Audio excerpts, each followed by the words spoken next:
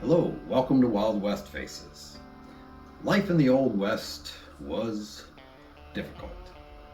It was wild at times. And yes, a good rifle or a good handgun was sometimes all that stood between life and death. Well, gunfighters also frequented the Old West.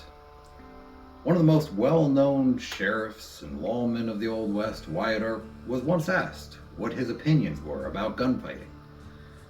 We hope you'll enjoy this true story from Wyatt Earp on his opinions about gunfighting.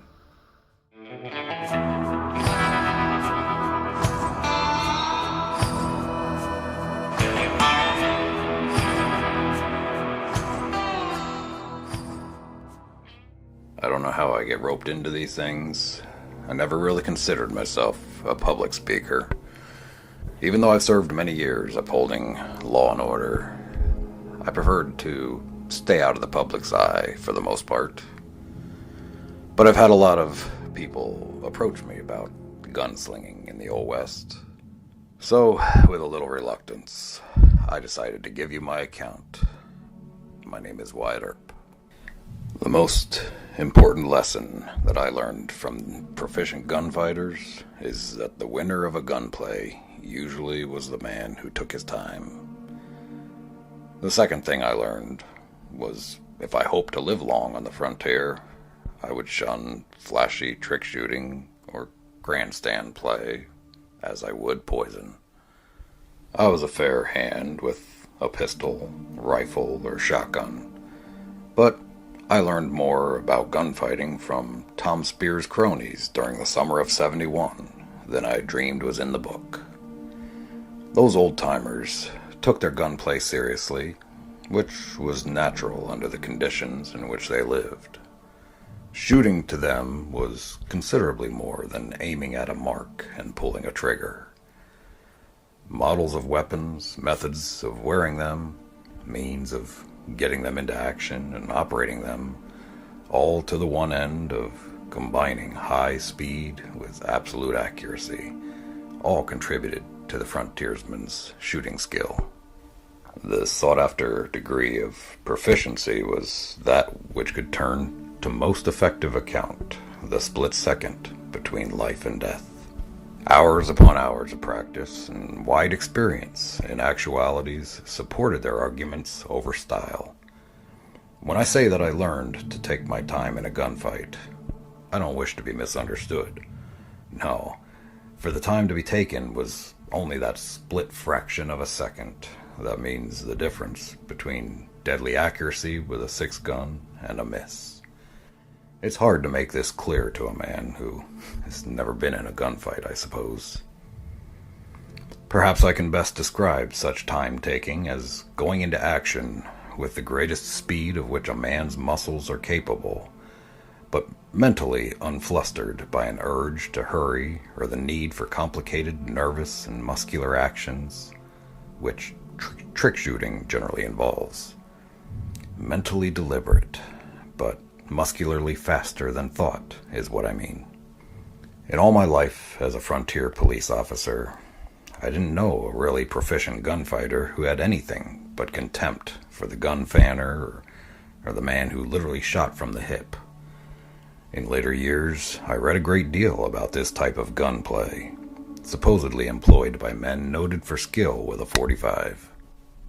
From personal experience and numerous six-gun battles which I witnessed, I can only support the opinion advanced by the men who gave me my most valuable instruction in fast and accurate shooting, which was that the gun fanner and hip shooter stood a small chance to live against a man who, as old Jack Gallagher always put it, took his time and pulled the trigger once.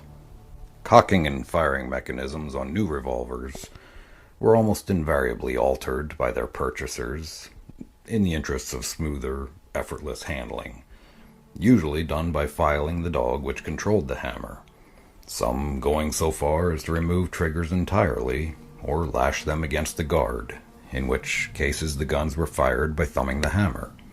This is not to be confused, though, with fanning, in which the triggerless gun is held in one hand while the other was brushed rapidly across the hammer to cock the gun and firing it by the weight of the hammer itself. A skillful gunfighter could fire 5 shots from a .45 so rapidly that the individual reports were indistinguishable, but what could happen to him in a gunfight was pretty close to murder. I saw Jack Gallagher's theory borne out so many times in deadly operation that I was never tempted to forsake the principles of gunfighting as I had them from him and his associates. There was no man in the Kansas City group who was Wild Bill's equal with a 6-gun. Bill's correct name, by the way, was James B. Hickok. Legend and the imaginations of certain people have exaggerated the number of men he killed in gunfights and have misrepresented the manner in which he did his killing. At that, they could not very well overdo his skill with pistols. Hickok knew all the fancy tricks.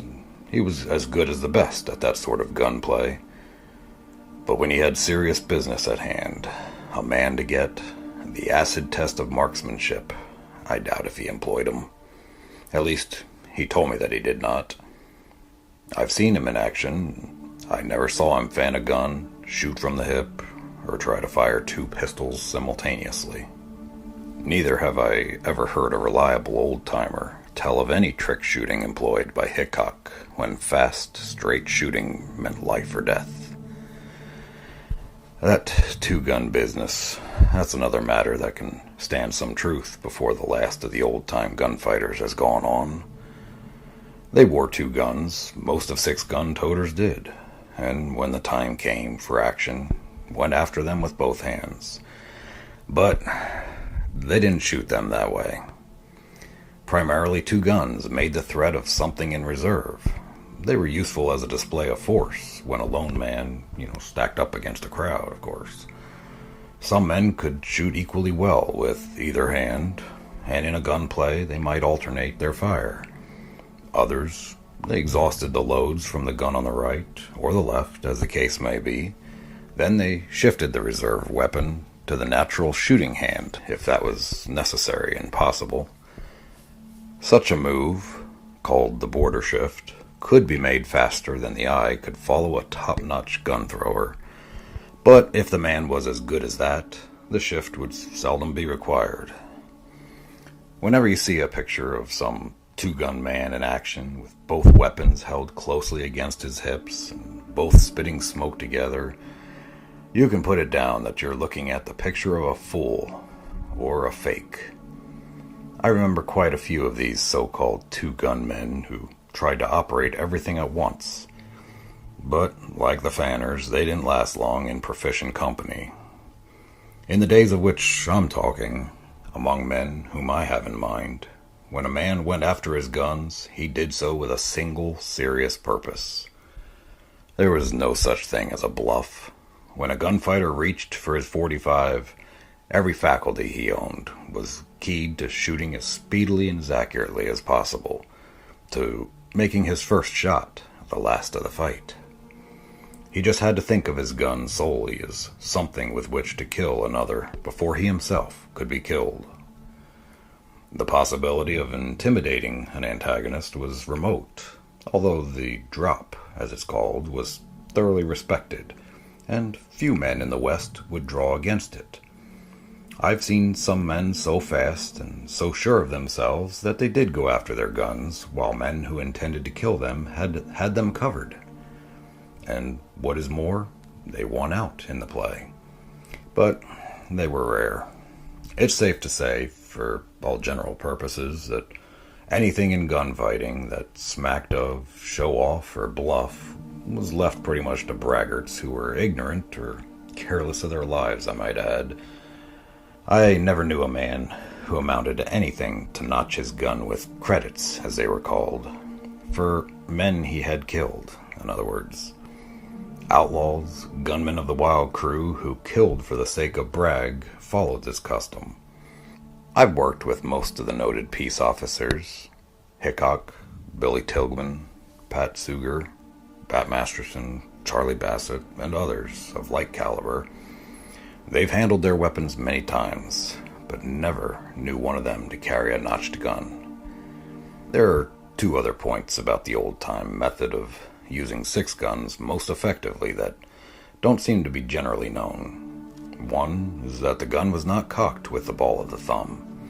As his gun was jerked into action, the old-timer closed the whole joint of his thumb over the hammer, and the gun was cocked in that fashion. The soft flesh of the thumb ball might slip if a man's hands were moist, and a slip was not to be chanced if humanly avoidable. This thumb joint method was employed whether or not a man used the trigger for firing. On the second point, I've often been asked why 5 shots without reloading were all a top-notch gunfighter fired, when his guns were chambered for 6 cartridges. The answer is merely safety. To ensure against accidental discharge of the gun while in the holster, due to hair trigger adjustment, the hammer rested upon an empty chamber. As widely as this was known and practiced, the number of cartridges a man carried in his 6-gun may be taken as an indication of a man's rank with the gunfighters of the old school. Practiced gun wielders had too much respect for their weapons to take unnecessary chances with them. It was only with tyros and would-bes that you heard of accidental discharges or didn't know it was loaded type of injuries in the country where carrying a Colt was a man's prerogative. Wyatt Earp.